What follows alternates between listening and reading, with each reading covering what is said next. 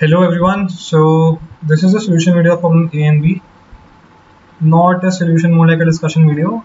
Okay, so coming to problem A.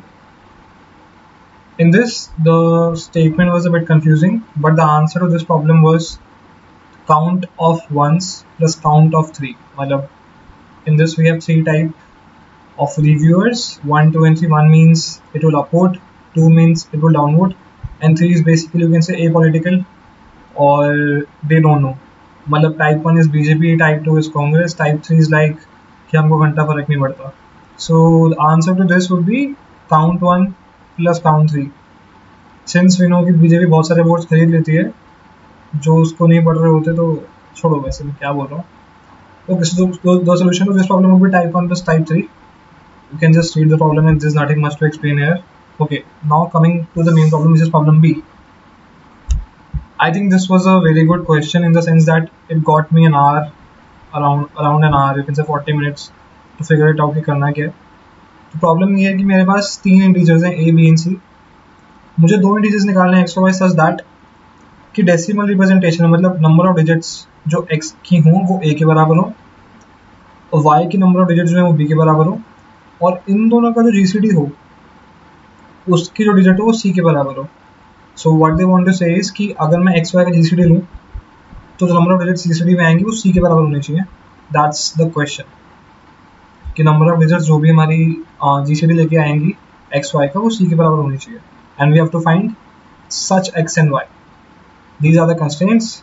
GCD मतलब हमको पता है कि HCF बोलते हैं हम देसी भाषा में, और फॉरनर्स की उसमें हम कह लो greatest common divisor GCD. Okay, so these are some examples कि 2 to 2 में 13 आया आंसर. इसका GCD जो है वो 13 है, और सो ये इसको सेटिस्फाई कर रहा है. सिमिलरली इनका GCD होगा वो 6 और 2 डिजिट वाला होगा कुछ, और इसका 1 है. तो या you can just check the input. Now हम करने क्या वाले हैं, सिंस हमको पता है कि GCD मतलब होता है कि कितने प्राइम फैक्टर्स कॉमन है दोनों में. लाइक अगर हम किसी नंबर को रिप्रेजेंट कर सकते हैं a to the power x, b to the power y, similarly कुछ करते करते where a b are prime factors. दूसरे नंबर को हम रिप्रेजेंट करते हैं कुछ m की power n, b to the power y, a to the power let's say c something. तो जो कॉमन इनमें होगा वो होंगे कॉमन प्राइम फैक्टर्स की मिनिमम पावर. मतलब कॉमन जो प्राइम फैक्टर्स होंगे उसकी मिनिमम पावर जो होगी वो मेरा GCD होने वाला है. लेट्स से कि अगर किसी नंबर को रिप्रेजेंट हम कर सकते हैं 2 की पावर 4, 3 की पावर 2 में, इतने ही मान लो, इतने ही, और एक को हम कर सकते हैं 2 की पावर 2 और 3 की पावर 1 में. तो इसका GCD जो होगा वो होगा minimum power which is 2 to the power 2, 3 to the power 1 which is 12. सो इतना हमको पता है. तो अगर हम थोड़ा सोचें तो ऐसा करते हैं कि जो C है वो मुझे हमेशा at least minimum maximum of A और B होगा. मतलब जो भी C की वैल्यू होगी वो लोएस्ट डिजिट के कितनी डिजिट्स हैं उससे ज़्यादा नहीं हो सकती. ये तो कॉमन सेंस की बात है, ठीक है. तो ये इसकी मैक्सिमम लिमिट है. Minimum limit it can be from 1 to this, मतलब 1 से लेकर इतनी वेरी कर सकते हैं C की वैल्यू. तो अपन क्या करते हैं कि जितनी C की डिजिट्स हैं उतनी बार कोई प्राइम फैक्टर लेते हैं, उसको मल्टीप्लाई करते जाते हैं. मतलब लेट्स सपोज इतना मैंने कुछ 2 to the power मल्टीप्लाई करा. लेट्स से कि 3 डिजिट का बनाना था, तो मैंने 2 की पावर 7 कर दिया मल्टीप्लाई, तो 128 आ गया. हाँ, ये 3 डिजिट का नंबर है. This is a 3 digit number. So अब मैं क्या करता हूँ, इतना तो मुझे कॉमन चाहिए ना, मतलब जितना C डिजिट है उतना मुझे कॉमन चाहिए. तो मैंने एक नंबर बनाया x की वैल्यू होगी 128. अब इसके बाद मैं क्या करता हूँ, इसके बाद मैं x को दो जगह यूज करता हूँ. जितनी बार मेरा A है, जब तक उतनी डिजिट्स इस नंबर में नहीं हो जाती उतनी बार मैं एक प्राइम फैक्टर से मल्टीप्लाई करता हूँ. Let's call it 3. मतलब इस 128 को मैं उतनी बार 3 से मल्टीप्लाई करूँगा जब तक नंबर ऑफ डिजिट्स उस पर्टिकुलर नंबर में A जितनी ना हो जाए. तो मान लो अगर A कुछ था 6 था, तो मैं इतनी बार 3 मल्टीप्लाई करूँगा इसमें जब तक नंबर ऑफ डिजिट 6 ना हो जाए. मान लो अगर B था वो 5 था, B भी है ना हमारे पास, तो B मान लो अगर 5 था, तो मैं 128 को let's take another prime factor, let's say 7 लेते हैं. तो मैं उसको 7 से मल्टीप्लाई करूँगा उतनी बार जब तक उसमें नंबर ऑफ डिजिट्स 5 ना हो जाए। तो टू क्लियर मैं करने क्या वाला हूँ, तो मुझे सिंस मुझे एक 2 नंबर बनाने हैं, तो मैं उन 2 नंबर का जो कॉमन है वो खुद बनाता हूँ। मान लो हाँ ये कॉमन मैंने खुद बना लिया, लेट्स कॉल इट 2 की पावर समथिंग। मैंने इसमें मैंने इसमें टू की पावर कुछ टूज दी, टू टूज दिए और मैंने कुछ कॉमन पार्ट बना दिया। ये कितना कॉमन पार्ट है, उतना कॉमन पार्ट है जब हम इसका जीसीडी लेंगे कुछ, तो नंबर ऑफ डिजिट्स आएंगे वो सी के बराबर आएंगे। इतना मैंने मेक श्योर कर दिया पहले।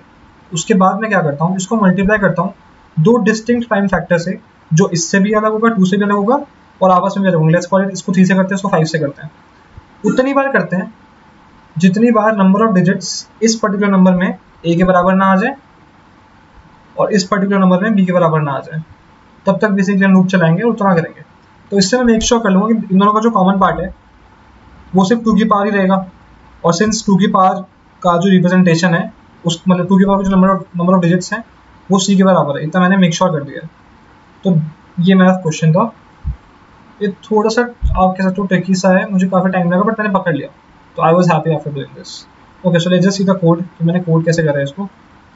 कुछ बहुत खतरनाक सा कोड नहीं है, नॉर्मल सा ही कोड है।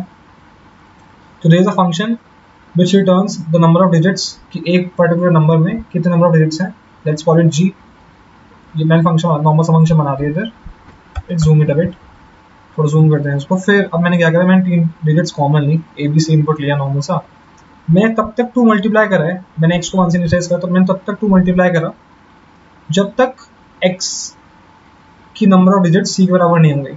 ये मेरा कॉमन पार्ट है। इसके बाद ये करने के बाद मैंने दो डिफरेंट वेरिएबल बनाए i और j, उसको मैंने x से इनिशियलाइज करा।